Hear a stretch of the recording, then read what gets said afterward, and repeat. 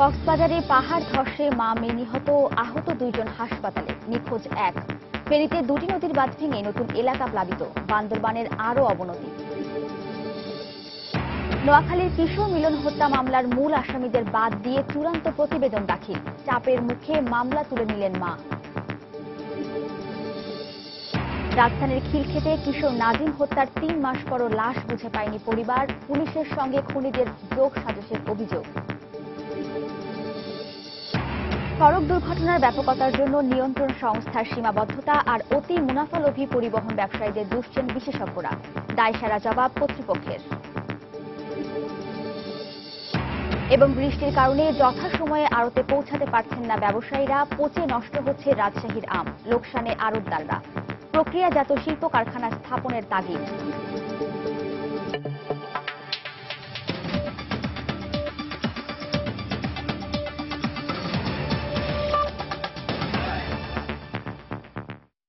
সময় সংবাদের সঙ্গে আছি আমি ওয়াহিদা স্বপ্না। কক্সবাজারের দক্ষিণ বাহারছড়ার রাডার এলাকায় পাহাড় ধসে নিহত হয়েছেন মা ও মেয়ে। গতকাল গভীর রাতে এই ঘটনায় নিখোঁজ ছিল ৩ জন। সকালে ২ জনকে উদ্ধার করে গুরুতর আহত অবস্থায় হাসপাতালে ভর্তি করা হয়েছে। এখনও নিখোঁজ রয়েছেন একজন। তাকে উদ্ধারে তৎপরতা চালিয়ে যাচ্ছে ফায়ার সার্ভিস, বিজিবি ও সেনাবাহিনী। কয়েকদিনের প্রবল বর্ষণের কারণেই এ পাহাড় ধসের ঘটনা ঘটে। এ অবস্থায় পাহাড় ও পাদদেশে ঝুঁকিপূর্ণ অবস্থায় বসবাসরতদের আজকের মধ্যেই সরিয়ে নেওয়ার কথা জানিয়েছে জেলা প্রশাসন। সুজাউদ্দিন রুবেলের তথ্য ও মোহাম্মদ ফরাজের ছবি নিয়ে ডেস্ক রিপোর্ট। রোববার রাত ২টার দিকে হঠাৎ করে পাহাড় ধসে মাটি চাপা পড়ে কক্সবাজার শহরের দক্ষিণ বাহারছড়ার খায়রুল আমিন ও শাহ আলমের মালিকানাধীন 4টি বাড়ি। এতে ঘটনাস্থলেই নিহত হন ঝুনু বেগম এবং তার মেয়ে নিহামণি। খবর পেয়ে দ্রুত ঘটনাস্থলে গিয়ে উদ্ধার কাজ শুরু করে ফায়ার সার্ভিস। এরপরই উদ্ধার কাজে যোগ দেয় সেনাবাহিনীর একটি দল ও বিজিবি। এ সময় জীবিত উদ্ধার করা হয় 4 জনকে। তাদেরকে আহত অবস্থায় পাঠানো হয় কক্সবাজার সদর হাসপাতালে। একটা আওয়াজ আসছে, হঠাৎ করে আওয়াজ যখন আসছে তাড়াহুড়ো বের হয়ে দেখলাম যে পুরো পাহাড় ভেঙে এখানে পুরো ভেঙে এখানে রাস্তার উপরে পড়ছে। বেশি পরিমাণ বৃষ্টির কারণে মাটির চাপাটা অনেক পড়ে গেছে, শক্ত হয়ে গেছে। এদিকে দুর্ঘটনার পর থেকেই উদ্ধার তৎপরতা চালাচ্ছে ফায়ার সার্ভিস, বিজিবি ও সেনাবাহিনীর দল। তবে বৃষ্টিপাতের কারণে উদ্ধার কাজ চালাতে সমস্যা হচ্ছে বলে জানিয়েছে ফায়ার সার্ভিস। টোটাল এলাকায় মোট 4টা পরিবার, তার মধ্যে প্রথম এবং চতুর্থ এই 2টা পরিবারেই লোকজন ছিল এবং বাকি 2 এবং 3 এই পরিবারের লোকজন আগেই চলে গিয়েছিল। ফায়ার সার্ভিসের সাথে সেনাবাহিনী এবং চকরিয়া এবং ফেকুয়া ফায়ার স্টেশন থেকে আরো 2টা টিম ইতিমধ্যে এখানে জয়েন করতেছে আমাদের সাথে। আশা করি আমরা দ্রুততার সাথে আমরা উদ্ধার কাজ শেষ করতে পারবো ইনশাআল্লাহ। অন্যদিকে পরবর্তী প্রাণহানি ঠেকাতে পাহাড় ও পাদদেশে ঝুঁকিপূর্ণ অবস্থায় বসবাসরতদের দ্রুত সরিয়ে নিতে কাজ শুরু করেছে স্থানীয় প্রশাসন। যারা পাহাড়ের পাদদেশে এখনো রয়ে গেছে, আমরা অলরেডি আমাদের পুলিশ বাহিনী এবং আমাদের ম্যাজিস্ট্রেটের নেতৃত্বে মাইকিং করতেছি, তারা যাতে সরে যায় আমরা সাংস্কৃতিক কেন্দ্রে তাদের রাখার জন্য ব্যবস্থা করি।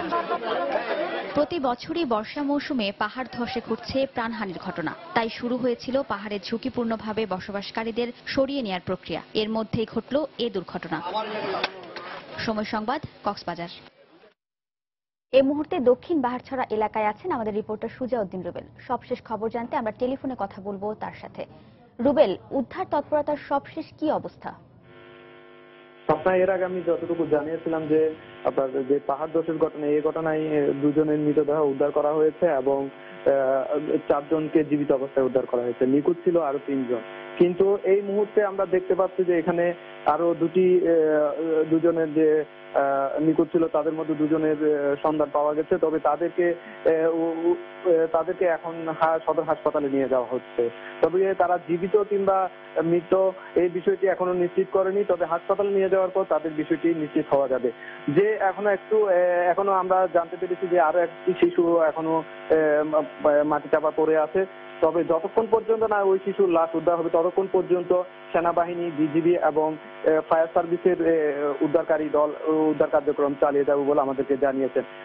তবে এই বিষয়ে আমি সেনাবাহিনীর যিনি উপ অধিনায়ক ছিলেন তার সাথে কথা বলেছিলাম। তিনি আমাদেরকে জানিয়েছেন যে বৃষ্টির কারণে তাদের উদ্ধার কার্যক্রম চালাতে একটু ব্যাহত হচ্ছে, তবে তারা আজ বিকাল নাগাদ এই উদ্ধার কার্যক্রমে সমাপ্তি করবেন বলে আমাদেরকে জানিয়েছেন। তবে এই ব্যাপারে আমি আরো কথা বলেছিলাম যে ফায়ার সার্ভিসের যিনি অপারেশন কর্মকর্তা রয়েছেন আব্দুল মজিদ, তিনি আমাকে জানিয়েছেন যে আরো 3টি ফায়ার সার্ভিসের 3টি দল উদ্ধার কার্যক্রমে নিয়ে আসা হয়েছে, তারাও দ্রুততার সাথে কাজ করে যাচ্ছে।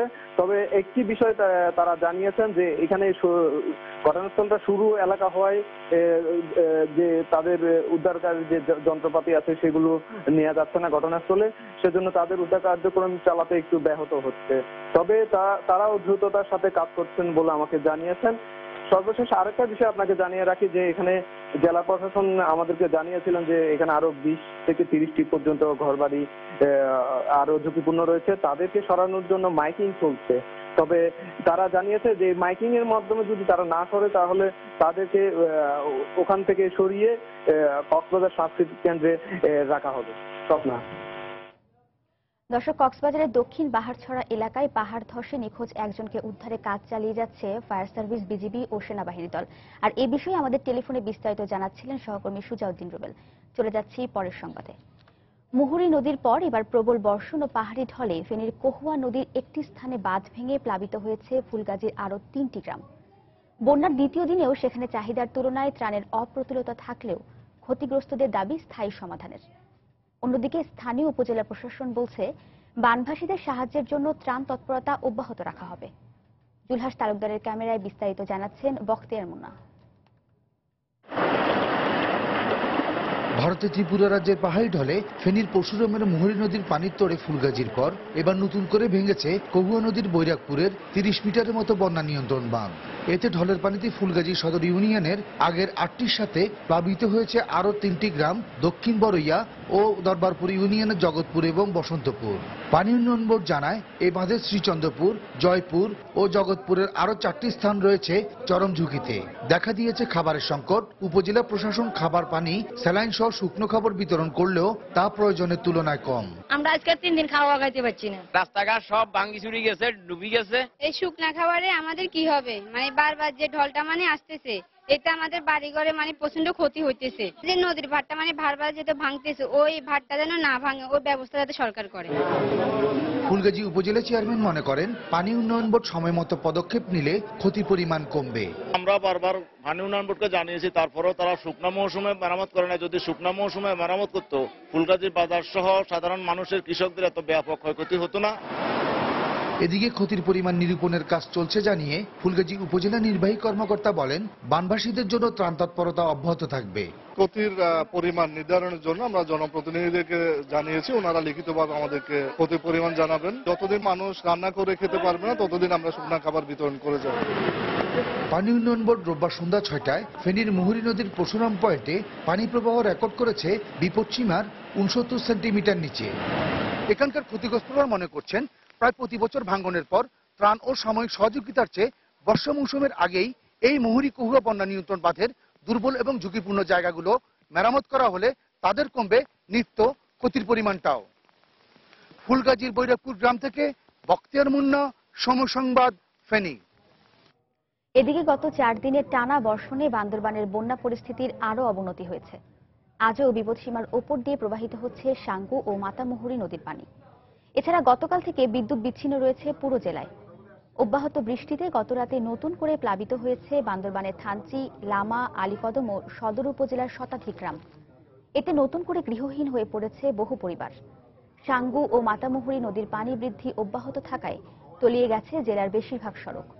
এতে সারা দেশের সঙ্গে সড়ক যোগাযোগ বন্ধ রয়েছে বান্দরবানের। বিপর্যস্ত হয়ে পড়েছে এসব এলাকার মানুষের জীবনযাত্রা। এদিকে বন্যা দুর্গতদের মাঝে ত্রাণ বিতরণ করছে জেলা প্রশাসন।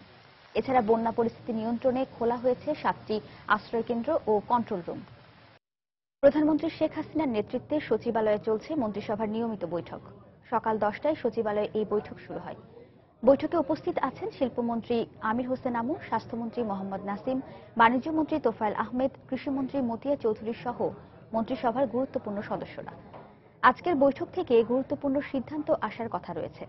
বৈঠক শেষে মন্ত্রিপরিষদ সচিব মোশাররফ হোসেন ভূঁইয়া ব্রিফ করবেন।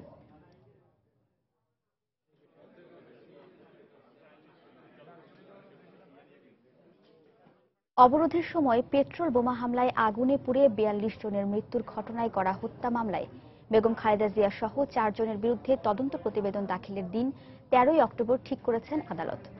আজ তদন্ত প্রতিবেদন দাখিলের দিন থাকলেও তা করতে না পারায় মহানগর হাকিম মারুফ হোসেন পরবর্তী এদিন ধার্য করেন। গত ৫ জানুয়ারি গুলশান কার্যালয়ে বিএনপি নেত্রী খালেদা জিয়া সারা দেশে অবরোধ ঘোষণার পর বিগত ৩ মাসে আগুনে পুড়ে মারা যায় ৪২ জন। এ ঘটনায় ২রা ফেব্রুয়ারি ঢাকা মহানগর হাকিম আতিকুর রহমানের নেতৃত্বে জননেত্রী পরিষদের সভাপতি এবি সিদ্দিকী মামলাটি দায়ের করেন। এতে খালেদা জিয়া সহ বিএনপির স্থায়ী কমিটির সদস্য ব্যারিস্টার রফিকুল ইসলাম মিয়া, চেয়ারপারসন উপদেষ্টা ডক্টর এমাজউদ্দিন আহমেদ, বিএনপির ভাইস চেয়ারম্যান শমসের মুবিন চৌধুরীর নাম মামলা করা হয়।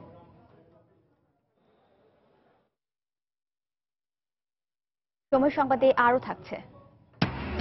ভরা মৌসুমেও ইলিশ মিলছে না, বরিশালের মোকামে বেড়েছে দাম। সময় পরিবর্তন হওয়ায় দেখা দিয়েছে সংকট, দাবি মৎস্য কর্মকর্তাদের। এবং চলতি বাজেটে নির্মাণ সামগ্রীতে অতিরিক্ত শুল্ক আরোপ করায় বাড়বে ভবন নির্মাণ ব্যয়। আবাসন শিল্পে নেতিবাচক প্রভাবের আশঙ্কা করছেন ব্যবসায়ীরা।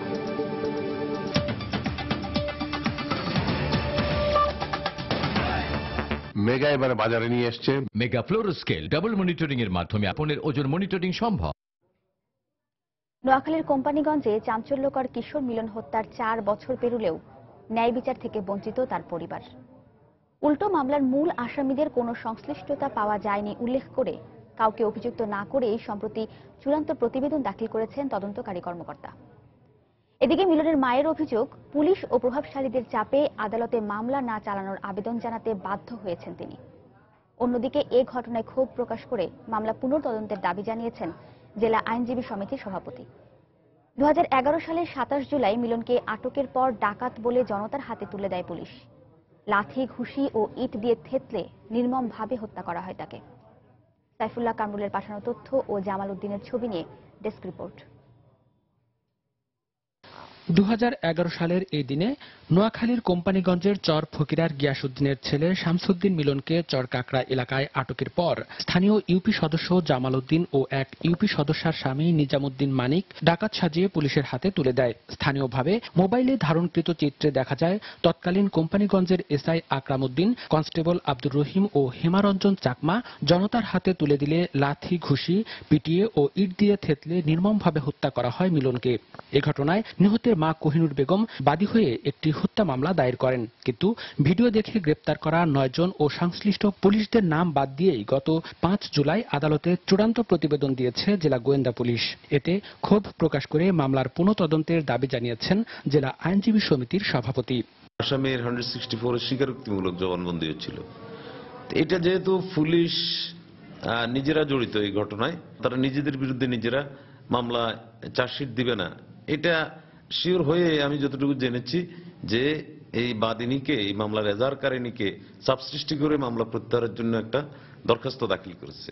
এদিকে পুলিশ ও প্রভাবশালীদের চাপের মুখে আদালতে মামলা না চালানোর লিখিত আবেদন করতে বাধ্য হয়েছেন বলে অভিযোগ করেছেন মামলার বাদী মিলনের মা কোহিনুর বেগম। ৩ বছর সরকারের কাছে আমি কোনো বিচার পাই না, নিরুপায় আমি জনগণের চাপে, পুলিশের চাপে আমি কেস উঠাতে বাধ্য হয়েছি। অন্যদিকে ঘটনাটি নির্মম স্বীকার করে মামলার তদন্তকারী কর্মকর্তা জানান, আসামিদের বিরুদ্ধে অভিযোগ প্রমাণ করতে না পারায় তাদের বিরুদ্ধে চার্জশিট দেওয়া সম্ভব হয়নি। আসামিদের বিরুদ্ধে কোনো কিছু প্রমাণিত না হয় মামলাটি চূড়ান্ত রিপোর্ট দাখিল করা হয়। এই মামলায় যদি কোনো ক্লু পাওয়া যায় পরবর্তীতে, তাহলে মামলাটি আবার পুনরুজ্জীবিত করা হবে। তবে গত ৪ বছরেও পুলিশের কোনো আসামিকে শনাক্ত করতে না পারাটা দুর্ভাগ্যজনক বলে মন্তব্য করেছেন সরকারি কৌশলী।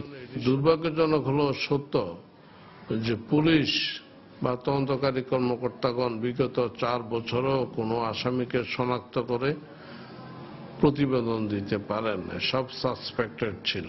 ২০১১ সালের ৩ আগস্ট নোয়াখালীর ২ নম্বর আমলি আদালতে ২ জনের নাম উল্লেখ সহ অজ্ঞাতনামাদের আসামি করে একটি হত্যা মামলা দায়ের করেন নিহত মিলনের মা কোহিনুর বেগম। এরপর গ্রেপ্তার হওয়া শাহ আলমের আদালতে স্বীকারোক্তিমূলক জবানবন্দির ভিত্তিতেই ভিডিও ফুটেজ দেখে পুলিশ পরে আরও 8 জনকে গ্রেপ্তার করে। সময় সংবাদ, নোয়াখালী। রাজধানীর খিলক্ষেতের মস্তুল গ্রামে কিশোর নাজিম হত্যাকাণ্ডের চাঞ্চল্যকর ঘটনার 3.5 মাস পার হলেও এখনো ছেলের লাশই বুঝে পায়নি তার পরিবার। অজ্ঞাত ব্যক্তি হিসেবে নাজিমের লাশ রয়েছে নারায়ণগঞ্জ পৌর কবরস্থানে। নাজিমের বাবার অভিযোগ, খুনিদের সঙ্গে যোগ সাজসেই তড়িঘড়ি করে লাশ দাফনের ব্যবস্থা নেয় নারায়ণগঞ্জের রূপগঞ্জ থানার তৎকালীন পুলিশ কর্মকর্তারা। তবে অভিযোগ অস্বীকার করে পুলিশ বলছে, ডিএনএ পরীক্ষার ফলাফল আসলেই নাজিমের লাশ হস্তান্তর করা হবে তার পরিবারের কাছে। নিজামউদ্দিন লিটনের ক্যামেরায় বিস্তারিত জানাচ্ছেন তাফসির বাবু।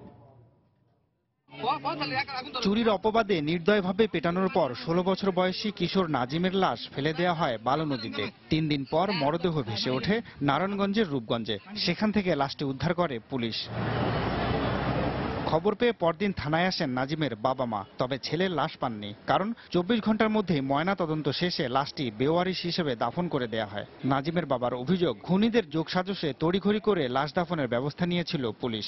লাশটা গেছে রূপগঞ্জ থানায়, হেন থেকে নিচে নারায়ণগঞ্জ। এই লাশটা নিয়ে হেরা রূপগঞ্জ থানায় গিয়া ওসিরে কিছু টিয়া টোকা হয়ে এই লাশটা তাড়াতাড়ি এন থেকে আউট করেছি, বুঝলেন। তখন লাশটা আর আমরা উদ্ধার করতে পারি না। তখন আমরা লাশের লেগে পরের দিন গেছি, গেলে পরে কইছে লাশ তো এটা দাফন করেছি। তবে অভিযোগ অস্বীকার করে পুলিশ বলছে, নিয়ম অনুযায়ী সব ব্যবস্থা নিয়েছেন তারা। এটা তো আমাদের এখানে পাইছে আনআইডেন্টিফাইড বডি। তারপরে আমরা নিয়ম অনুযায়ী এখান থেকে সুরতহাল করার পরেই তারপরে আমরা মেডিকেলে পাঠাইছি। পোস্টমর্টম করার পরে আন্দোলনের মাধ্যমে লাশটা দাফন হয়েছে। এখানে কোনো পক্ষের কোনো কাজ এখানে নাই তো। এদিকে কবরস্থান থেকে নাজিমের বাবা লাশ ফেরত নিতে চাইলেও আইনি মারপ্যাচে গত 3 মাসেও তা সম্ভব হয়নি। শেষ পর্যন্ত প্রায় 1 মাস আগে সিআইডি ল্যাবে ডিএনএ পরীক্ষার পর এখন সেই ফলাফল মিলিয়ে লাশ ফেরত নেওয়ার অপেক্ষায় নাজিমের পরিবার। তবে সিআইডি বলছে 1 সপ্তাহের মধ্যে ডিএনএ মেলানোর পর ছেলের মরদেহ বুঝিয়ে দেওয়া হবে তাকে। ডিএনএ তো আসলে ওনাদের পাওয়ার কিছু নেই, আমরা শুধু বলে দেবো যে আপনাদের ডিএনএটা রেজাল্ট পজিটিভ। 1 সপ্তাহের মধ্যে পুরো প্রক্রিয়াটা সম্পন্ন। তবে ছেলের লাশের অপেক্ষায় দিন যেন আর কাটতেই চায় না নাজিমের পিতার। নারায়ণগঞ্জের এই পৌর কবরস্থানে অজ্ঞাত হিসেবে দাফন করা হয়েছে কিশোর নাজিম উদ্দিনের লাশ। ঢাকা থেকে এখানে ছেলের কবর দেখতে প্রায় সময় ছুটে আসেন তার পিতা জালাল উদ্দিন। কবে ছেলের ডিএনএ টেস্টের ফলাফল মিলবে, আর কবে লাশ বুঝে নিয়ে দাফন করবে নিজের গ্রামের বাড়িতে, আর কবেই বা ছেলে হত্যাকারীদের বিচার হবে, সেই অপেক্ষাতেই রয়েছেন এখন এই হতভাগ্য পিতা। নারায়ণগঞ্জের পৌর কবরস্থান থেকে তাফসির বাবু, সময় সংবাদ। দেখছেন সময় সংবাদ, সঙ্গে থাকুন।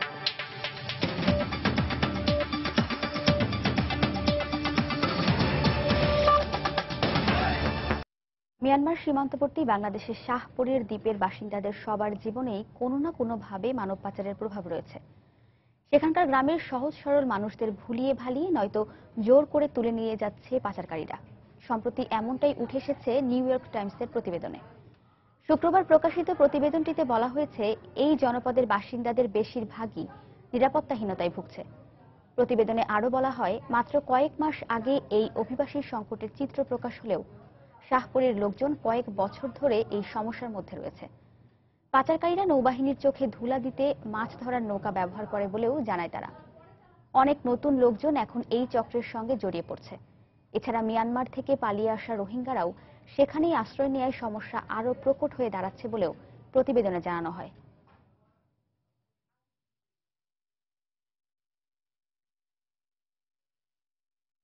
ঈদের আগে ও পরে গত 2 সপ্তাহে সারা দেশে সড়ক দুর্ঘটনায় মারা গেছেন প্রায় 250 যাত্রী। শুধুমাত্র ঈদের সময় নয়, সড়ক দুর্ঘটনায় অনাকাঙ্ক্ষিত এই মৃত্যুর মিছিল চলে সারা বছর। মাত্রাতিরিক্ত দুর্ঘটনার কারণ হিসেবে নিয়ন্ত্রণ সংস্থার সীমাবদ্ধতা আর অতি মুনাফালোভী পরিবহন ব্যবসায়ীদের দুষছেন যোগাযোগ বিশেষজ্ঞরা। তবে বাংলাদেশ সড়ক পরিবহন কর্তৃপক্ষের দাবি, দুর্ঘটনা রোধে সচেষ্ট রয়েছেন তারা। বিস্তারিত সজল দাসের রিপোর্টে। মহাসড়কে বাস ট্রাকের সাথে পাল্লা দিয়ে চলছে সিএনজি অটোরিকশা। এছাড়া রয়েছে অদক্ষ চালক আর ফিটনেসবিহীন গাড়ি, যা দুর্ঘটনার আশঙ্কা বাড়িয়ে দেয় কয়েক গুণ। ঈদের আগে ও পরে সারা দেশে মহাসড়কে যে মৃত্যুর মিছিল নামে, সেখানে ঝরে যায় বহু মূল্যবান প্রাণ। শুধুমাত্র গত 2 সপ্তাহে ছোট বড় 30টি দুর্ঘটনায় মারা গেছেন 250 যাত্রী। এ দুর্ঘটনার কারণ হিসেবে অতি মুনাফালোভী চালকদের দুষছেন Bangladesh road transport authority BRTA। দুর্ঘটনা রোধে সরকার সচেষ্ট ছিল বলেও দাবি সংস্থাটির। বৃষ্টি ছিল, পিচ্ছিল পথ ছিল এবং ড্রাইভার খালি রাস্তা পেয়ে একটা বেপরোয়া গতিতে গাড়ি চালাইছে। এটা একটা দুর্ঘটনার অন্যতম একটা কারণ। প্রত্যেক দিন ঈদের আগেও পরে ঢাকা শহর প্রবেশ মুখে ভ্রাম্যমাণ আদালত ছিল আমাদের, যেগুলো নিয়ন্ত্রণ করার ব্যাপারে আমরা আন্তরিক ছিলাম। এরপরে যে দুর্ঘটনা ঘটে গেছে এটার জন্য আমরা দুঃখিত। প্রতি বছর ঈদের আগে ও পরে বড় ধরনের সড়ক দুর্ঘটনা নতুন কিছু নয়। শুধু সচেতনতা বৃদ্ধি নয়, রাজনৈতিক সদিচ্ছার উপরও জোর বিশেষজ্ঞদের। ম্যাক্সিমাম গাড়িগুলি আনফিট, এটা হলো একটা কারণ। আর ড্রাইভার যারা গাড়ি চালান তারা কন্টিনিউয়াস গাড়ি চালান, রেস্টের কোনো টাইম নেই। হাইওয়েতে আপনার শ্রমজীবী গাড়ি চলার কোনো নিয়ম পৃথিবীর কোনো দেশে নাই, অথচ আমরা CNG 3 হুইলার ভেহিকেল চালাই। আমরা দেখছি বহুবার স্টেপ নিয়েছে সরকার, কিন্তু আলটিমেটলি পারে না, because of the political absence of political commitment. তবে শুধুমাত্র বিশেষ সময়ে অতিরিক্ত ব্যবস্থা না নিয়ে দুর্ঘটনা রোধে স্থায়ী পদক্ষেপ নেওয়ার দাবি যাত্রীদের।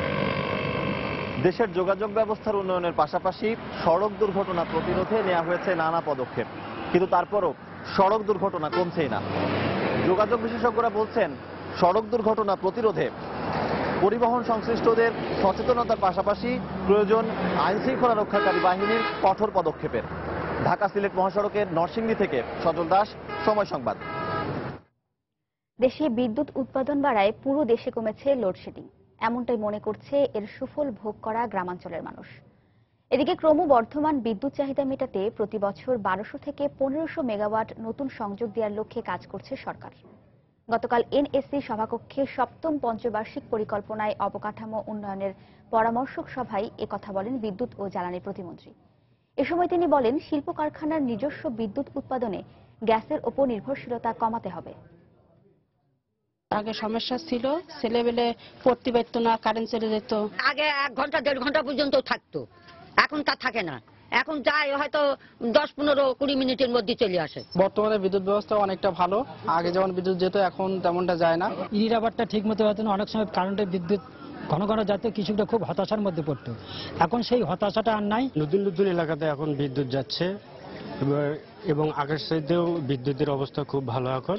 বর্তমান সরকারের সর্বোচ্চ গুরুত্ব দেয়া বিদ্যুৎ খাতে উন্নতির প্রতিশ্রুতি যে বাস্তব রূপ নিয়েছে, দেশের দুই প্রান্তের এই মানুষগুলোর এমন মন্তব্যেই তার প্রমাণ মেলে। প্রথম মেয়াদে মহাজোট সরকার ক্ষমতা নেয়ার সময় 2008 সালে দেশে বিদ্যুৎ উৎপাদন ছিল মাত্র 4036 মেগাওয়াট, বর্তমানে তা প্রায় 8000 মেগাওয়াটে দাঁড়িয়েছে।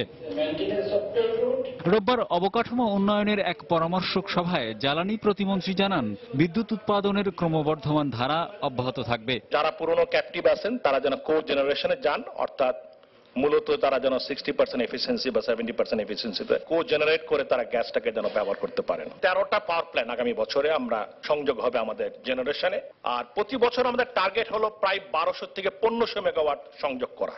সো আমরা কিন্তু সেই লাইনে আছি। বিদ্যুতের দাম শিগগিরই না বাড়লেও আবাসিক খাতে গ্যাসের দাম বাড়ানোর ইঙ্গিত দিয়েছেন বিদ্যুৎ ও জ্বালানি প্রতিমন্ত্রী।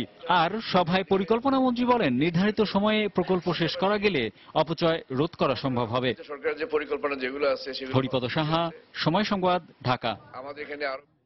চট্টগ্রাম বন্দরে আটক করা সূর্যমুখী তেলের শুধু 96 নম্বর ড্রাম নয়, 59 নম্বর ড্রামেও কোকেনের অস্তিত্ব পেয়েছে মাদকদ্রব্য নিয়ন্ত্রণ অধিদপ্তর। আদালতের নির্দেশে নমুনা পরীক্ষা করে এ দুটি ড্রামে কোকেনের অস্তিত্ব পাওয়ার বিষয়টি নিশ্চিত করেছে সংস্থাটি। এছাড়া সিআইডির ফরেনসিক ল্যাবরেটরিতে পরীক্ষাতেও 96 নম্বর ড্রামে কোকেন পাওয়া গেছে। এদিকে সূর্যমুখী তেলে কোকেন থাকার বিষয়টি প্রথমেই বলিভিয়ায় ধরা পড়ার বেশ কিছু তথ্য প্রমাণ হাতে পেয়েছে গোয়েন্দা পুলিশ। বিস্তারিত জানাচ্ছেন কমল দে।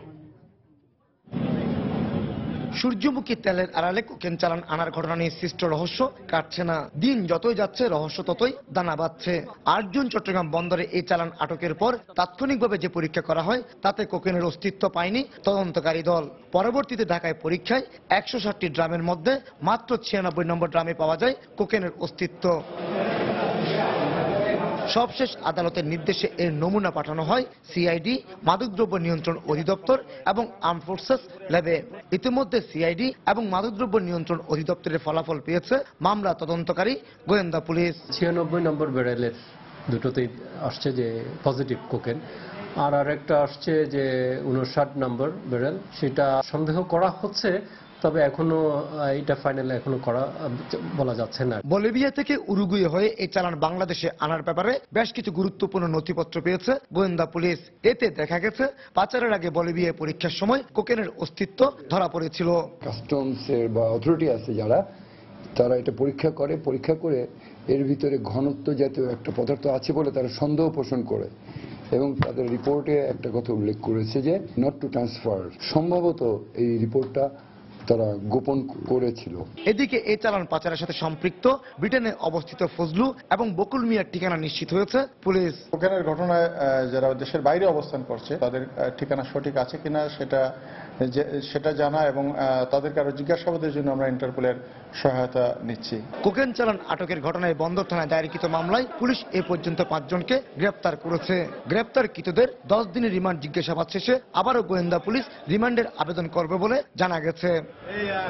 কমল দে, সময় সংবাদ, চট্টগ্রাম।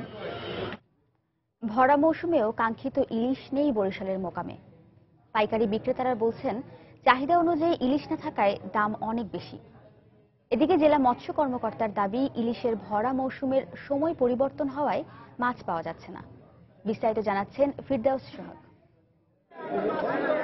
মৎস্য অধিদপ্তরের তথ্য অনুসারে বিশ্বের মোট ইলিশের 60% আহরিত হয় বাংলাদেশে। অন্যদিকে দেশে মোট উৎপাদিত মাছের প্রায় 12% ইলিশ। কিন্তু ইলিশ ধরা পড়ার ভরা মৌসুম হলেও বরিশালের পাইকারি মোকামে মাছ নেই বললেই চলে। জেলেরা বলছেন ইলিশ পাওয়া যাচ্ছে না, ফলে অনেকেই জাল বুনে সময় কাটাচ্ছেন। ইলিশ মাছ যা পাইতেছি তা কোন রকম চলে, কিন্তু এর থেকে আর বছর অনেক বেশি মাছ আমরা মেরেছি। 15-16 বছর আগে যেই মাছ পাইছি এখন আর এই মাছ পাই না। এখন আমরা চলতে খুবরা কষ্ট ফ্যামিলি। সাগরে এই যে ট্রলিং জাহাজগুলো আছে না, ওগুলো দিয়ে ছোট ছোট মাছগুলো সবকিছু ধরে নিয়ে যায়, এই কথাকে আমরা মাছ পাই না। পাইকারি বিক্রেতারা জানালেন সরবরাহ কম হওয়ায় দামও বেশি ইলিশের। যে পরিমাণ ইলিশ আসার কথা তার চাইতে ব্ল্যাকে বর্ডার সাইড দিয়ে বেশি পরিমাণ চলে যায়, যার জন্য ইলিশের দামটাও খুব বেশি থাকে। এদিকে জেলা মৎস্য কর্মকর্তা বলছেন ইলিশের মৌসুমের সময়ের পরিবর্তন হওয়ার কারণেই মাছ পাওয়া যাচ্ছে না। আগে ছিল যেটা আষাঢ় শ্রাবণ ভাদ্র, এখন আমরা দেখছি যে ভাদ্র আশ্বিন কার্তিক এই সময় ইলিশের ভরা মৌসুম। গেল বছরে আমাদের 122 মেট্রিক টন এই মাসেই আহরণ এখানে ল্যান্ডিং হয়েছিল। সেই তুলনায় এবছর দেখছি 161 মেট্রিক টন ইতিমধ্যেই গতকাল পর্যন্ত ল্যান্ডিং হয়েছে। তাহলে বোঝা যাচ্ছে যে ইলিশের আহরণ কমে নাই, তবে সাগরে আহরণ হচ্ছে বৈরী আবহাওয়ার কারণে জেলেরা এখন ধরতে পারছে না। পাইকারি ইলিশ বিক্রেতারা জানান এখানকার ইলিশ মোকামে বর্তমানে প্রতিদিন 2 থেকে 300 মণ ইলিশ কেনাবেচা হচ্ছে। অথচ বিগত বছরগুলোতে এই সময়টাতে কেনাবেচার পরিমাণ ছিল 2 থেকে 3000 মণ। ফিরদাউস সোহাগ, সময় সংবাদ, বরিশাল। পারিবারিক কলহের জের ধরে নিজের শরীরে আগুন দেওয়ার 1 সপ্তাহ পর চিকিৎসাধীন অবস্থায় ঢাকা মেডিকেলে মারা গেলেন এক গৃহবধূ। স্বজনরা জানান গতরাত 12:15টার দিকে ঢাকা মেডিকেলের বার্ন ইউনিটে তিনি মারা যান। 19 জুলাই রাজধানীর উত্তরখানের কড়িপাড়ায় স্বামীর বাড়িতে নিজের শরীরে আগুন দেয় গৃহবধূ লাবণী। ওই রাতেই তাকে ঢাকা মেডিকেলের বার্ন ইউনিটে ভর্তি করা হয়।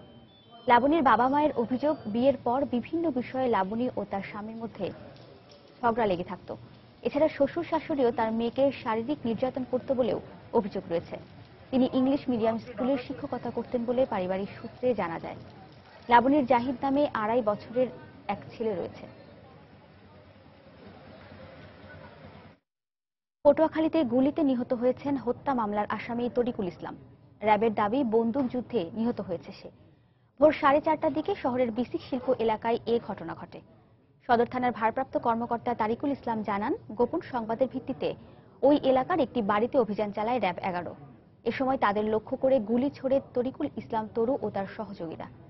আত্মরক্ষার্থে র্যাবও পাল্টা গুলি ছুড়লে ঘটনাস্থলেই নিহত হয় পুলিশের তালিকাভুক্ত শীর্ষ সন্ত্রাসী তরু। পরে ময়না তদন্তের জন্য তার লাশ নেওয়া হয় জেলা সদর হাসপাতালে। নিহত তরুর বিরুদ্ধে পটুয়াখালী সদর থানায় 2টি হত্যাসহ 10টি মামলা রয়েছে। নওগাঁয় বিএসএফ এর গুলিতে নিহত হয়েছেন জিয়াউর রহমান নামে এক গরু ব্যবসায়ী। সাপাহার উপজেলার আদাতলী সীমান্ত এলাকায় এ ঘটনা ঘটে। বিজিবি 14 অধিনায়ক লেফটেন্যান্ট কর্নেল রফিকুল হাসান জানান ভোরে একদল গরু ব্যবসায়ী ভারতীয় সীমান্তে ঢুকে গরু নিয়ে ফেরার পথে তাদের লক্ষ্য করে গুলি চালায় বিএসএফ। এ সময় অন্যরা পালাতে পারলেও গুলিবিদ্ধ হয়ে ঘটনাস্থলেই মারা যান জিয়াউর রহমান। এদিকে লাশ ফেরত আনতে বিজিবিকে চিঠি দিয়েছে ভারতীয় সীমান্ত রক্ষী বাহিনী বিএসএফ। আমাকে একটা ইয়ে চলতি অর্থ বছরের বাজেটে সব ধরনের ইটের প্রতি হাজারে 400 থেকে 700 টাকা পর্যন্ত ট্যারিফ বাড়ানো হয়েছে। এতে 1000 ইট কিনতে ক্রেতাকে গুনতে হবে অতিরিক্ত 300 টাকা। পাশাপাশি 5% সম্পূরক শুল্ক আরোপ করা হয়েছে সিমেন্ট তৈরির কাঁচামাল জিপসাম আমদানিতেও। আবাসন ব্যবসায়ীরা বলছেন, সরকারের এমন সিদ্ধান্তের কারণে ভবন নির্মাণে বেড়ে যাবে ব্যয়, যার নেতিবাচক প্রভাব পড়বে আবাসন শিল্পে। বিস্তারিত জুবাইর ফয়সালের রিপোর্টে। 2015-16 অর্থ বছরের চূড়ান্ত বাজেটে ইটভাটায় যন্ত্রের সাহায্য ছাড়া তৈরি ইটের ট্যারিফ 1950 টাকা থেকে বাড়িয়ে 2500 টাকা করা হয়েছে। একইভাবে যন্ত্রের সাহায্যে তৈরি ইটের ক্ষেত্রে এ ট্যারিফ 2160 টাকা থেকে বাড়িয়ে করা হয়েছে 2700 টাকা। বাজেট পাশের পর নিশ্চিত হওয়া গেছে খরচ বাড়ছে সিমেন্ট তৈরির কাঁচামাল জিপসাম আমদানিতেও। সিমেন্ট ব্যবসায়ীরা বলছেন, উৎপাদন ব্যয় বাড়লে প্রতি বস্তা সিমেন্টের দামও বাড়বে, এতে বিক্রির পরিমাণ কমে যাবে বলেও আশঙ্কা করছেন তারা। অন্যদিকে ট্যারিফ বাড়ানোয় ব্যবসায়ীদের উপর ভ্যাটের বোঝা বেড়ে যাবে দাবি করে ভাটা মালিকরা বলছেন, বাধ্য হয়েই ইটের দাম বাড়াতে হবে তাদের। 5% সম্পূরক ডিউটি লাগানোটা জিপসামের উপরে আমাদের কাছে মনে হলো যে একটা রং সিগন্যাল হয়ে গেল আমাদের ইন্ডাস্ট্রির জন্য। বৃদ্ধি করলে আমরা বা আমাদের আপত্তি থাকতো না যদি ব্যবসা ভালো হইতো। তো কাজে আমাদের সঙ্গে আলোচনা না করে এটা বাজেটে আপনার ব্যাটটা বৃদ্ধি করা হয়েছে।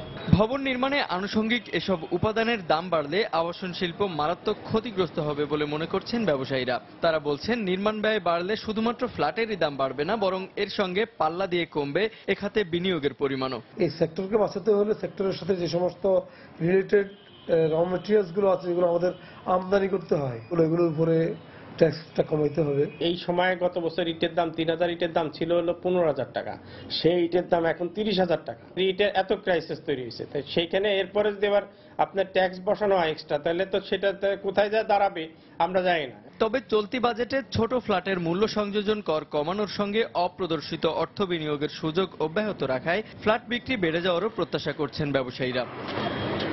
জুবাইর ফয়সাল, সময় সংবাদ, ঢাকা। বৃষ্টির কারণে দেশের বিভিন্ন স্থান থেকে ব্যবসায়ীরা যথাসময়ে রাজশাহীতে পৌঁছাতে না পারায় আড়তগুলোতে অনেক আম পচে নষ্ট হয়ে গেছে। এতে লোকসান গুনতে হচ্ছে ব্যবসায়ীদের। এই অবস্থায় ব্যবসায়ী নেতারা আম প্রক্রিয়াজাত শিল্প কারখানা গড়ে তোলার তাগিদ দিয়েছেন। অন্যদিকে ফল গবেষকরা বলছেন, এই অঞ্চলের আম রপ্তানি হলে ভালো দাম পাবেন ব্যবসায়ীরা। হাবিবুর রহমান পাপ্পুর ছবিতে বিস্তারিত জানাচ্ছেন সাইফুর রহমান রকি। আমের মৌসুম প্রায় শেষ হতে চলেছে। বাজারে আশিনা ছাড়া অন্য কোনো আম নেই। গেল কয়েকদিন বৃষ্টির কারণে আড়তে রাখা আশিনা আম কিনতে বাহির থেকে ব্যবসায়ী আসেনি। ফলে রাজশাহীর বানেশ্বরে আড়তে মনকে মন আম পচে নষ্ট হয়ে যাচ্ছে। এতে লোকসানের মুখে পড়েছেন ব্যবসায়ীরা। আমের ব্যাপক পরিমাণ ক্ষতি। বৃষ্টিজনিত কারণে পরিপূর্ণ ফল আপনার এমনিতে নষ্ট হয়ে যায়। গাছে যখন রস হয়ে যেতে দেখতেন এটা ফেটে যায়, ফেটে যাওয়ার পর এটা মাটিতে পড়ে যায়। গতবার গেছিল 200 মন, সে আমরা পাইল 700-800 মন। লিভারের পয়সা তো কম নাই, লিভারের দাম বাড়িছে, ওষুধের দাম বাড়িছে। যে গাছের দাম লাগতো 50,000 তার লাগে 10,000, এই পর্যায়ে 60% পাইছে, 12 আনা 25 সব পড়ে গেছে। যারা আম তৈরি করছে তাদের কোনো টাকাই পায়নি, এবারকে আমের গাছ কাটা শুরু করবে গৃহস্থরা। এ অবস্থায় রাজশাহী চেম্বার অব কমার্সের নেতারা দ্রুত এই অঞ্চলে আমভিত্তিক শিল্প গড়ে তোলার তাগিদ দিলেন। রাজশাহীতে আমভিত্তিক শিল্প গড়ে উঠলে ব্যাপক চলবে আর কি। এখানে আম সস্তা, আসলে ওই শিল্প উদ্যোক্তাও ভালো লাভবান হবে। এটা যদি এখনই এই ধরনের চিন্তা ভাবনা না করা হয় তা আসলে কৃষকরা ব্যাপক ক্ষতিগ্রস্ত হচ্ছে। অন্যদিকে ফল গবেষণার সাথে জড়িত কর্মকর্তারা বলছেন, এখানকার আম বিদেশে রপ্তানি করতে পারলে বৈদেশিক মুদ্রা অর্জনের পাশাপাশি লাভবান হবেন ব্যবসায়ীরা। অনেক ফলই কিন্তু আমাদের বিদেশ থেকে আমদানি করা হয়, আমরাও এখান থেকে বাইরে রপ্তানি করা সম্ভব যদি এটি সরকারি পর্যায়ে। রাজশাহীতে বিশেষ করে সবার দাবি, এবং আমরাও চাই যে রাজশাহীতে যদি একটা আমের জন্য একটা শিল্প কারখানা গড়ে উঠত। গত বছর বাজারে প্রতিমন আশিনা আম 1200 থেকে 1500 টাকায় বিক্রি হলেও এবার তা বিক্রি হচ্ছে মাত্র 600 থেকে 700 টাকায়। সাইফুর রহমান রকি, দেশের বাইরের খবর। ভারতের পাঞ্জাব প্রদেশের গুরুদাসপুর জেলায় একটি পুলিশ স্টেশনে সেনাবাহিনীর পোশাক পরিহিত বন্দুকধারীদের হামলায় 2 পুলিশ সদস্য সহ 5 জন নিহত হয়েছে। পুলিশের গুলিতে হামলাকারী এক বন্দুকধারীও নিহত হয় বলে জানায় এনডিটিভি। শেষ খবর পাওয়া পর্যন্ত এখনও কয়েকজন বন্দুকধারী পুলিশ স্টেশনের ভেতরে রয়েছে। এবং নিরাপত্তা কর্মীরা থানাটি ঘিরে রেখেছে। পাকিস্তান সীমান্ত থেকে 85 কিলোমিটার দূরে পাঞ্জাবের দিনানগর পুলিশ স্টেশনে স্থানীয় সময় সোমবার সকালে এই হামলার ঘটনা ঘটে। প্রত্যক্ষদর্শীদের মতে 4 জন হামলাকারী ছিনতাই করা একটি সাদা মারুতি গাড়িতে পুলিশের স্টেশনে এসে 2 পুলিশ সদস্যকে গুলি করে হত্যা করে। এখনও সেখানে গোলাগুলি চলছে বলে ভারতীয় গণমাধ্যমগুলো জানিয়েছে। এর আগে বন্দুকধারীরা একটি বাস স্টেশনেও হামলা চালায়। এদিকে পুলিশ স্টেশনের কাছেই একটি রেল লাইন থেকে 5টি তাজা বোমা উদ্ধার করেছে নিরাপত্তা বাহিনী।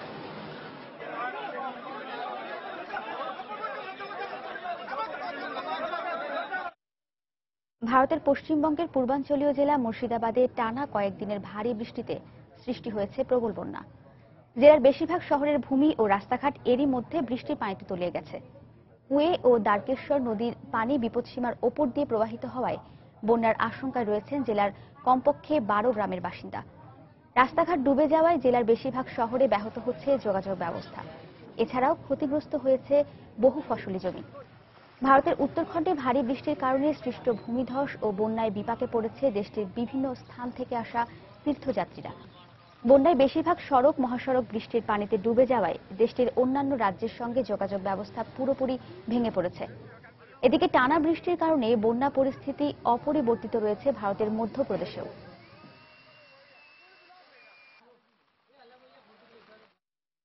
সোমালিয়ার রাজধানী মোগাদিসুর একটি হোটেলে জঙ্গি গোষ্ঠী আল শাবাবের বোমা হামলায় নিহত হয়েছেন অন্তত 13 জন। রোববার বিস্ফোরক ভর্তি একটি গাড়ি জাজিরা হোটেলের প্রবেশপথ দিয়ে ভেতরে ঢোকার পর বিকট শব্দে বিস্ফোরিত হলে ঘটনাস্থলে নিহত হন 13 জন। এছাড়াও গুরুতর আহত হন আরও কমপক্ষে 21 জন। প্রত্যক্ষদর্শীর বরাত দিয়ে বার্তা সংস্থা রয়টার্স জানায়, বিস্ফোরণের পর ঘটনাস্থলে রক্ত ও ছিন্ন ভিন্ন লাশ পড়ে থাকতে দেখা যায়। এই ঘটনায় পাশে থাকা আরও 4টি গাড়ি ক্ষতিগ্রস্ত হয় বলে জানা গেছে। কর্তৃপক্ষ জানায়, ঘটনাস্থল থেকে এরই মধ্যে মৃতদেহগুলো উদ্ধার করা হয়েছে। এছাড়াও আহতদের স্থানীয় হাসপাতালে ভর্তি করা হয়েছে বলেও জানায় তারা। এর আগেও বেশ কয়েকবার জঙ্গি হামলার শিকার হয় মোগাদিসুর অন্যতম বিখ্যাত এই জাজিরা হোটেলটি।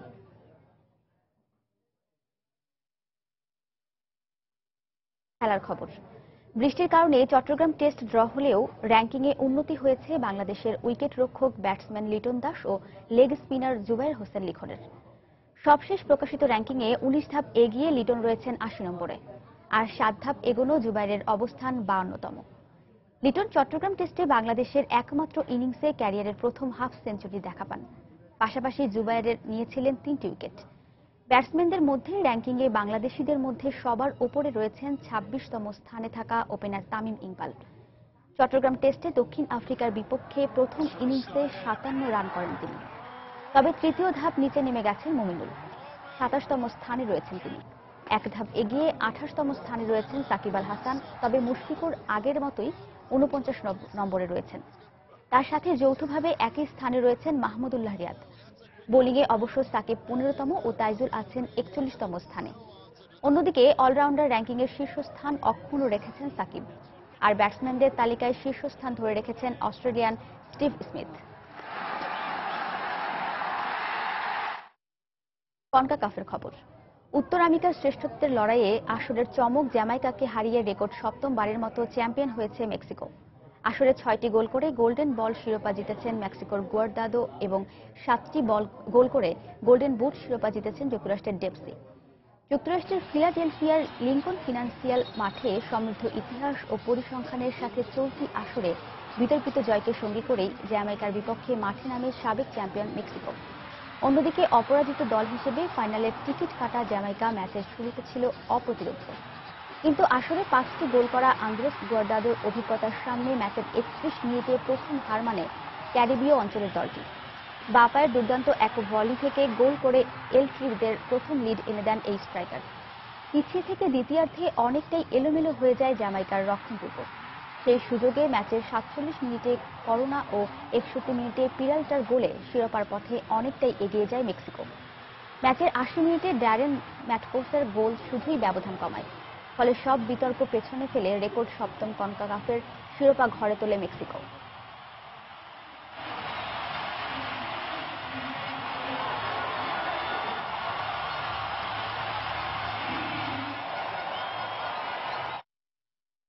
শ্রীলঙ্কা পাকিস্তান ওয়ানডে সিরিজ প্রসঙ্গ।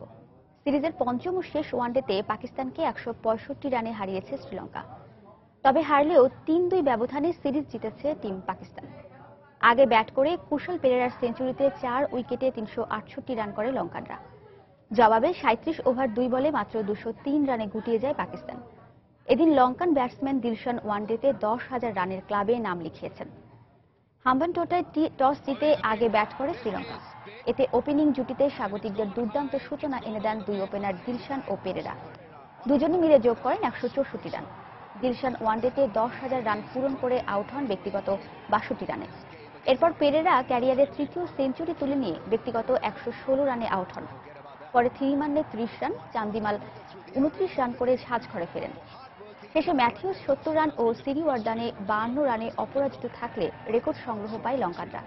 জবাবে ব্যাট করতে নেমে লঙ্কান বোলারদের দাপটে একের পর এক উইকেট হারিয়ে বিপাকে পড়ে পাকিস্তান। হাফিজের 37 ও আজহারের 35 রান ছাড়া দলের হয়ে কেউ বেশিক্ষণ টিকে থাকতে পারেননি পিচে। ফলে 76 বল বাকি থাকতেই 203 রানে গুটিয়ে যায় পাকিস্তান।